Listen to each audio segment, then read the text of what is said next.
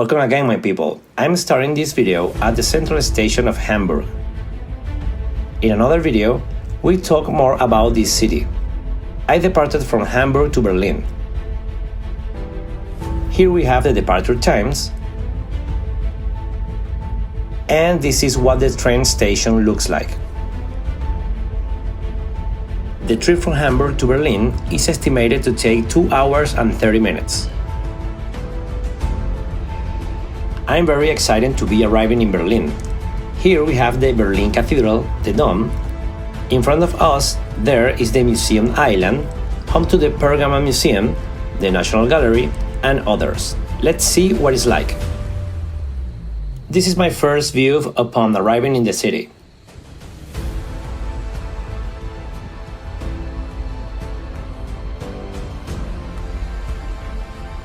Here we have a monument, a tribute to Adolf Diesterweg, a German politician, educator, thinker, and progressive liberal.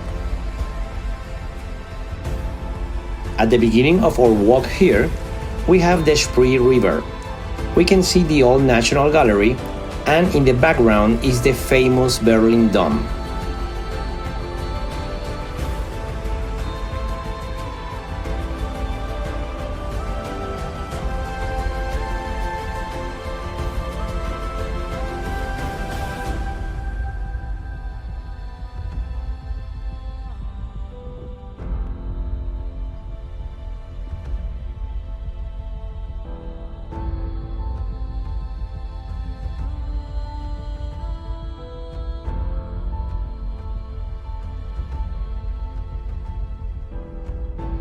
This area is a real hub for museums, such as the Museum of Ancient History and Archaeology, where you can see the famous bust of Nefertiti.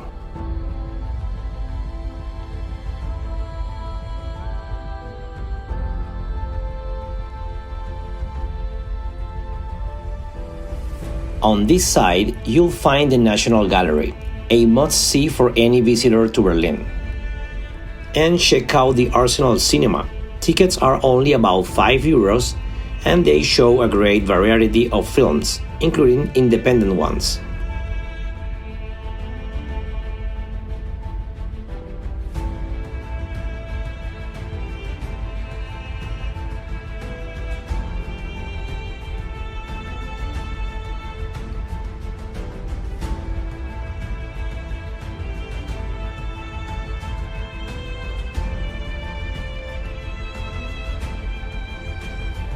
The Schlossbrücke, or Castle Bridge, is adorned with many statues.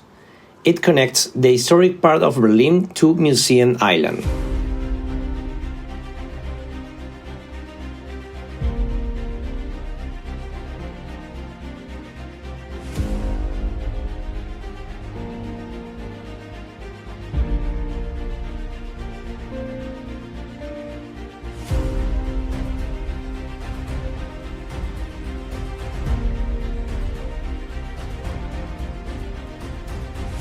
And over here, I'm in the Lustgarten, or Pleasure Garden.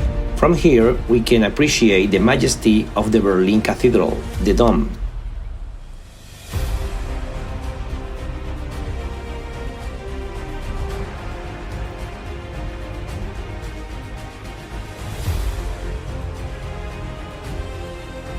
Let's talk about the Berlin Cathedral. This is one of the most emblematic monuments of the German capital. Its construction began in 1894. The cathedral was conceived as a symbol of the power and greatness of the German Empire. The Berlin Dome represents the history and transformation of the city, uniting the past with the present and offering a space for reflection and architectural wonder. And over there, in the background, we have the Altis Museum, which houses Greek and Roman artifacts.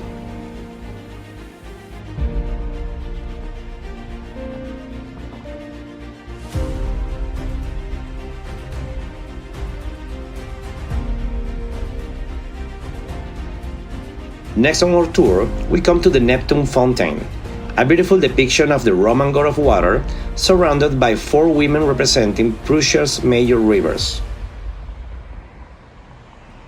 Here we have the St. Mary's Church and the iconic Berlin TV Tower, or Fernsehturm. This is a must-see landmark, offering breathtaking views from the top.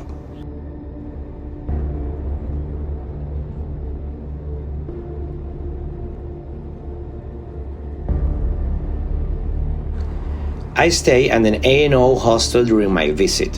While it's a little bit outside of the main tourist area, it was very nice place for me. I recommend it for you. This picture shows St. Hedwig's Cathedral and, to the right, the Berlin State Library.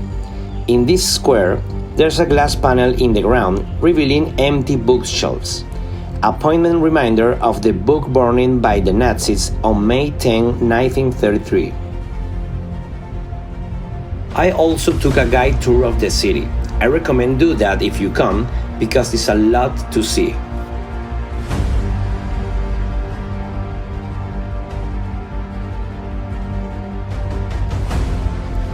These images shows the French church on the right, the concert hall in the center, and the smaller cathedral on the left.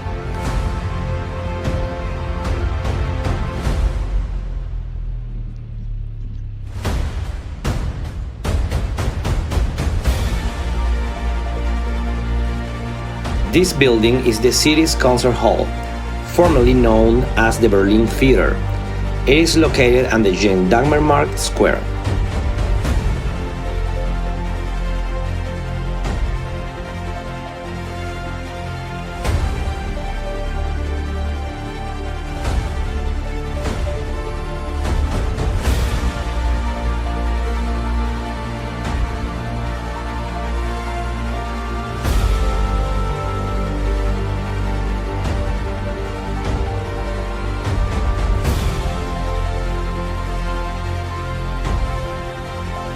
Here we are at the Berlin Wall, one of the most iconic structures of the 20th century. Constructed in 1961, the Berlin Wall divided the city into east and west. It wasn't just a physical barrier, but a symbol of division, separating families and cultures. Thousands risked their lives trying to escape, making it a powerful symbol of freedom. This wall served as a physical symbol of the ideological division of the world over the conflict between capitalism and communism. And over here we have the checkpoint Charlie. This was the most famous of the Berlin border crossings between 1945 and 1990. At this spot, a passage opened up between the Allied and Soviet zones of control. While on the guided tour, the guide told me that beneath this residential area are the remains of Hitler's bunker.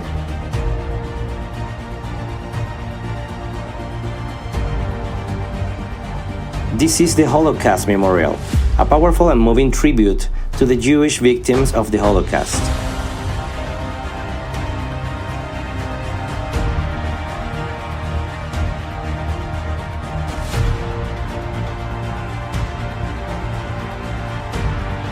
The maze of concrete slabs creates a sense of disorientation, mirroring the chaos and confusion of that time.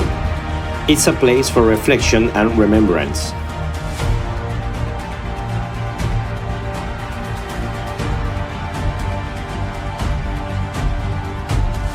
This monument is a space for reflection and mourning.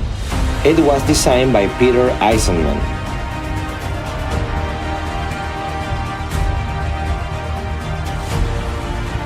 Every stone in this memorial represents a life cut short, a haunting echo of the past.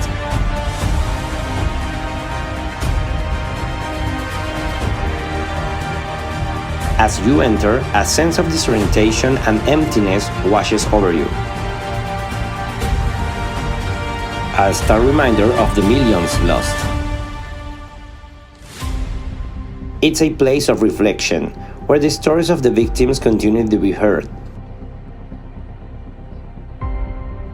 urging us to embrace tolerance and humanity. Over here to the left, we have the USA Embassy, and in these images we can see the Brandenburg Gate.